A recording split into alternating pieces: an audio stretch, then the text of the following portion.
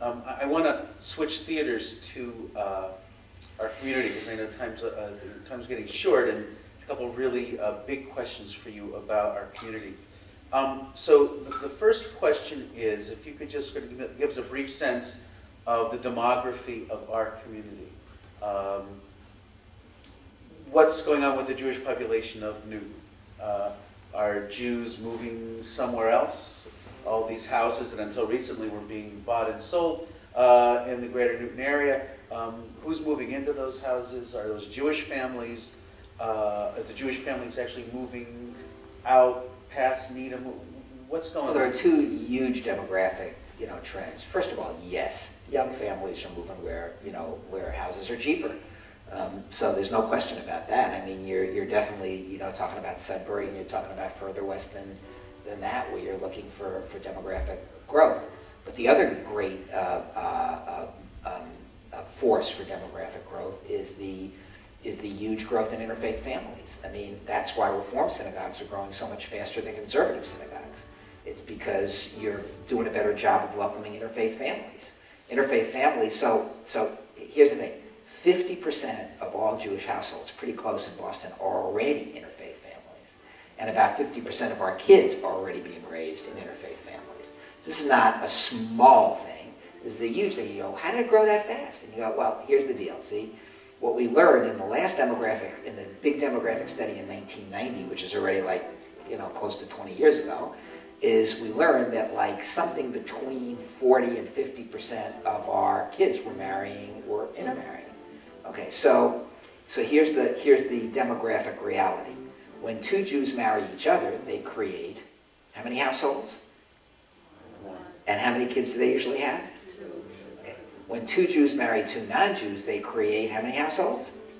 2. And they have how many kids? 4. Now, it depends. If very few of them raise their kids as Jews, then they don't count as Jewish households.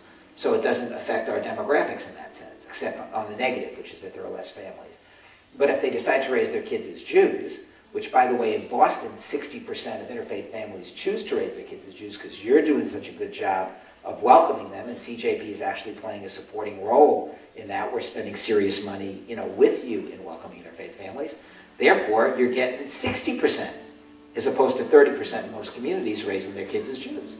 Now, if you have that happening, then you're in a different, then all the growth in the community, virtually all the growth is going to be interfaith families. So those people are interfaith families that are joining Reform congregations, and many of them are moving further out. So they're raising their family. Those synagogues will probably see stronger growth than the ones that are closer in. On the other hand, housing prices might collapse entirely. And then therefore people be able to buy homes around here too. Anybody who wants to sell their home won't be real happy about that, but so I like to say, when CJP sold its old building at 72 Franklin Street, we sold it in 1987 at the peak of the market for $8.5 million. That was the good news. And then immediately after that, the market completely collapsed. So we were able to buy our new building for $3.2 million in 1995. So that was the good news. The bad news was that none of our donors had any money anymore. So it was a little harder to actually raise the money to actually buy the thing. But what's happening in the real estate markets and in every market will affect what's happening in this synagogue and every synagogue, and who knows what's going to happen. No one knows what's going to happen. Right now, that's a whole, other story. I think this is actually, this is the challenge for our generation. In other words, we're going to have to, you and we are going to have to take care of poor people. We're going to have to subsidize people who've lost their jobs. We're going to have to reach out with kindness and love. We're going to have to do all of those things and not lose our focus on Jewish education and attracting the next generation. It's going to be too easy to say, cut that Jewish education program, or don't send those kids to camp, or forget about birthright, or whatever, because they're hungry people. If we do that, then all the progress we've made over the last 25 years is gone, and we're going to be facing, and I love to tell this story. So I met a wonderful young woman maybe 8 years ago. Her name is Susan Cardos. She was running our whole Jewish education day school thing here in Boston. I met her. She was at a PhD program at Harvard, and she was planning on working in inner city schools, which would have been wonderful because she was a great educator.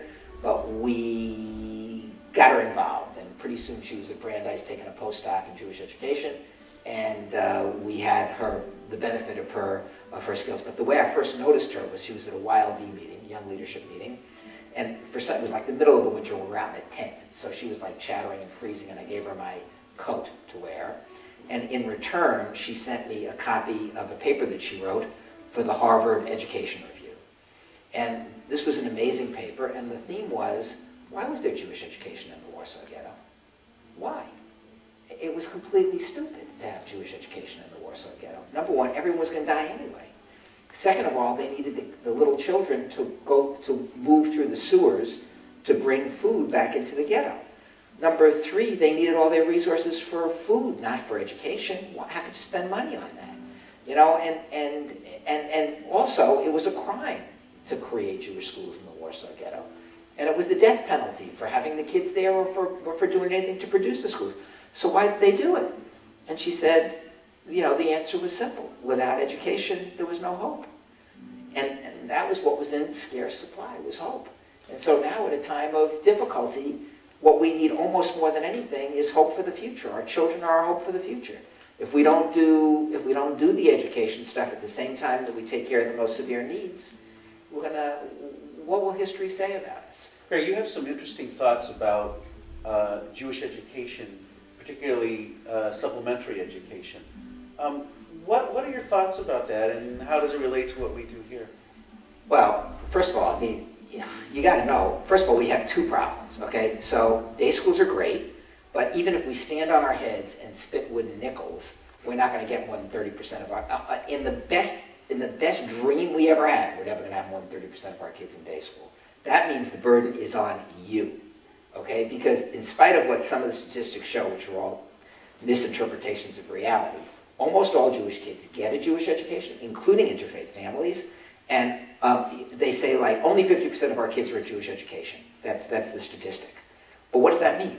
It means all kids from age 3 to age 17, 50% are in Jewish education at any moment in time. But if you look at the time between the kids who are 11 and 13, they're all in Jewish education, and most of them are right here in temples like, like Beth Avodah. I mean, that's the name of the game. So either you will succeed or we will all fail. So that's for starters. That's bad. That's news number one. News number two is that we have good teachers and good school directors, and people are working their tuchuses off. And even so, is this a big shock? This is not a great experience for most kids. I'm sure it's different in Beth Avodah, so I don't know the specifics. But in most synagogues, kid comes home from school and says, Mom, Dad, Hebrew school sucks, I don't want to go. Dad says, it sucked when I went, it sucks now. I went, you go, after bar mitzvah, you're free. Now, the truth is that the Reform synagogues have a better record of keeping kids after, bar and bat mitzvah. And actually, the conservative synagogues are doing better because Prosor is doing a great job of bringing kids in. And we're kind of keeping kids around for longer than we thought. But far too many kids basically are lost. So we've been thinking, we've tried to do some stuff to make things better in partnership with synagogues, because any federation that tries to do something about Jewish education doesn't work with synagogues is just stupid. We're not involved with you to get you to give gifts to CJP. Allow me to be perfectly clear. We are partners with you because the whole future of the Jewish people depends on you, and we are committed to that. We have never said that give money to CJP, it's a quid pro quo, or anything like that. You should give money to CJP. I would never discourage you from doing that. But it's a different question than what we need to do to strengthen the synagogue. It's a different question. So so there are a couple of things that seem obvious. When a parent says, if a kid comes home and says, Mom, Dad, I'm in 8th grade, they're trying to teach me Shakespeare, Julius Caesar, all the guys with tights. I mean, I don't want to do this. It sucks. I don't want to study Shakespeare. So what does Dad say? Dad says, I didn't like it much when I was your age either, but let me tell you something. This is important stuff. If you want to be considered a civilized human being in this world, you will not say that Shakespeare sucks. Number one, It turns out that there's huge wisdom in this. You don't know it now, but look at our bookshelves. Every one of Shakespeare's plays is on our bookshelves because there is wisdom in this. So why is it that the parent says, it sucked when I went, it sucks now? On the other hand, when they're dealing with Western civilization and culture, they say, it's got meaning and value, you ought to pay some attention to it. And the reason is,